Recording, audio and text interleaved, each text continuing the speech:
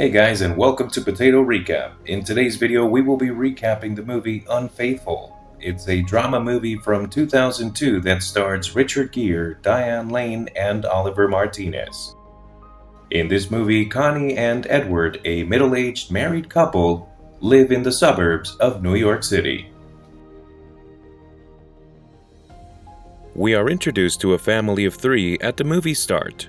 Charlie, age 8, is playing Game Boy on his back under the kitchen table. He is holding it up. His lunch is made by his mother, Connie, who is attractive, intelligent, and in her 30s. Every morning is like this, complete chaos, but Connie is used to being under siege. She looks out at the way the wind bends the trees. Charlie plays Game Boy despite her. He makes shooting and exploding sounds that sound wet. The dog, Poppy, eats from its bowl close by. The NASDAQ futures are talked about on a financial channel on the TV in the kitchen. Charlie gets up and walks slowly to the kitchen table as if he were carrying the world on his shoulders. He doesn't sit down though, he just looks at his soggy cereal. Edward, who is in his late 40s, comes in looking good and almost ready for work. He is sleepily putting his pants back on. The New York Times says that he wears a belt. Charlie lights up when he walks in. He jumps up, puts one hand under his armpit, and pumps the other, making little squeaky farty noises.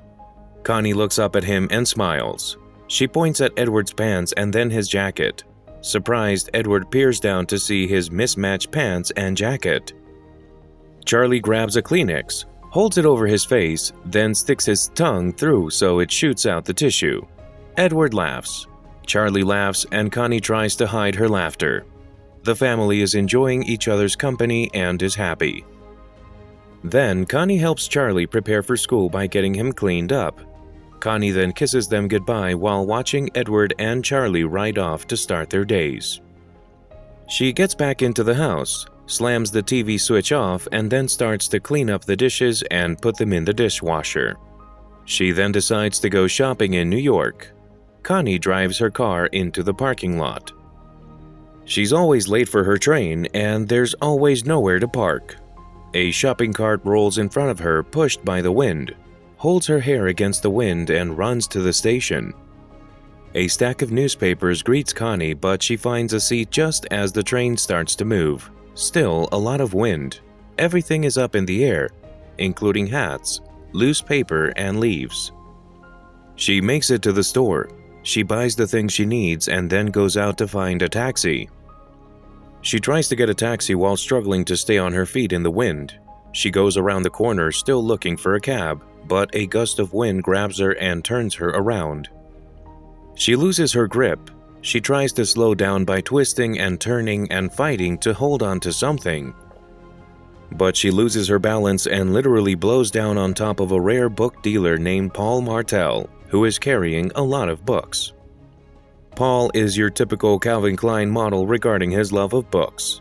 He looks Spanish, speaks French, has a 3-day beard that never goes away, and is strong enough to hold a woman in any position while making love. He also knows how to attract women in a cool way. They both fell, and their things were all over the place. Paul helped Connie pick up the shopping she had dropped on the sidewalk. Connie showed that she was grateful by also helping the man choose his books. She asked Paul to help her get a taxi to get her to her train and go home. Paul saw that Connie had hurt her knee, and since his room was nearby, he offered to help her clean the bruise. She said yes and went with Paul to his studio room, where there were shelves of books. He was a writer, which was clear. Connie eventually cleaned her scraped knee in the bathroom. Paul then asked Connie to choose one book as a memento as she was about to leave. Later, she can be seen rushing to the train station to return home. Connie recounted her experience with the tornado in the city in a later scene when the entire family was together.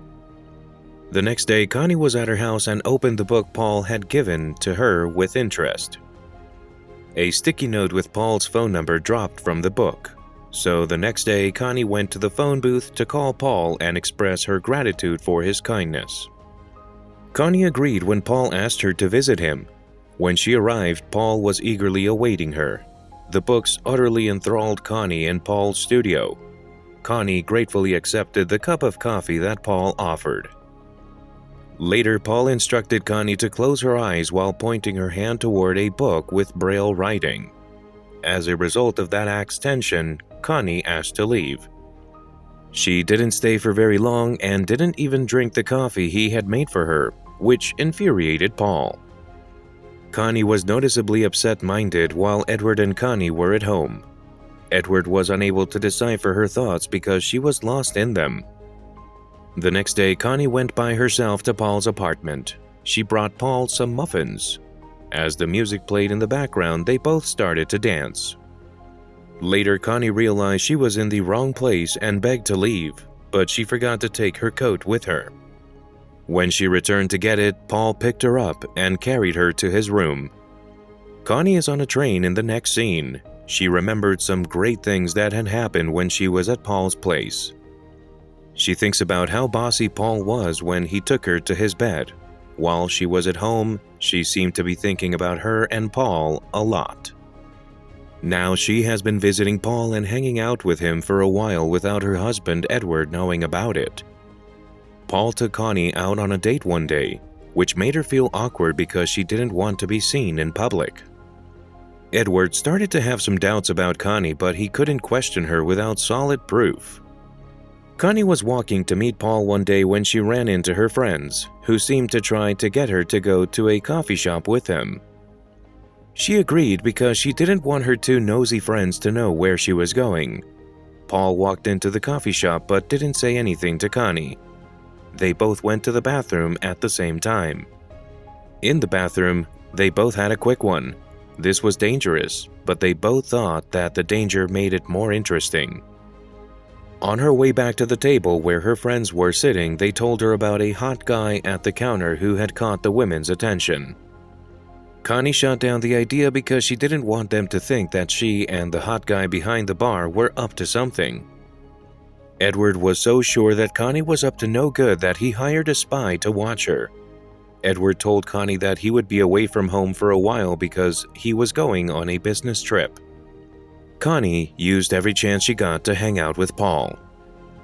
The hired spy took pictures of them the whole time and later showed Edward the pictures. Edward was extremely upset to learn that his wife was having an affair. In a later scene, Connie saw Paul holding hands with another woman as she drove around the city. She was so angry and jealous that she decided to show how she felt by following them. They returned to Paul's apartment where they had done it before, even though Connie was mad at Paul. Edward stood outside the apartment and looked through Paul's window. He wondered if his wife was still inside, getting her guts moved around. Edward went into his apartment, but his cheating wife had already left, so he missed her by just a few minutes. Edward went up to Paul and told him that his wife had been having an affair with Paul. Paul let Edward into his apartment and offered him a drink while they talked. At first, it seemed like a confrontation for Edward to find out why his wife had been cheating on him. But when he went to Paul's bedroom, he was shocked to find unmade bedding, which showed that they had just had sex. There was a world ornament next to the bed that Edward knew belonged to him. Paul said that Connie gave him the ornament without realizing that it was her husband's. Edward started to cry because he felt hurt by being betrayed. He used the ornament to hit Paul on the head in a split second. Paul fell to the ground as blood poured out of his head. At first, it looked like he was still alive, but when Edward made sure, he knew he had killed him in the first degree. He cleaned up the room quickly so he wouldn't leave any clues. He put Paul's dead body in a bag, took it outside, and put it in the back of his car so he could get rid of it. Later, we see a group of detectives go to Edward's home, where they ask Connie if she knows where Paul is. She didn't mean to lie when she said she hadn't seen Paul in a long time. When the police came back, Edward and Connie were both at home. They told both of them that Paul's dead body had been found in a garbage valley and that they wanted to talk to Connie about how she knew Paul.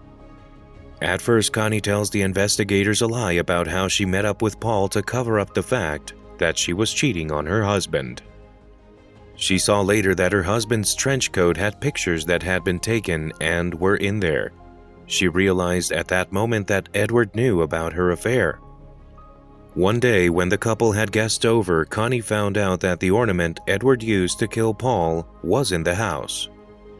She remembered that she had left it at Paul's place, and when she saw it in their house, she knew that Edward was responsible for Paul's death by manslaughter. They both confronted each other. Edward was angry because he had been lied to, and Connie was angry because she had been unfaithful and caused everything to go wrong.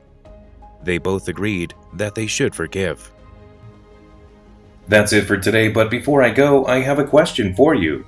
If your partner had cheated on you, would you ever forgive them? Answer in the comment section down below. In the post-credits, Connie burns all the pictures of her and Paul because she wants to remember how good things used to be. The main thing is that it's never a good idea to cheat on your partner behind their back, no matter how boring your relationship is. Because the truth will come out one day, and if things get terrible, it could end up killing both of you. With that, I will see you in the next video, but remember to like, comment, share, and subscribe.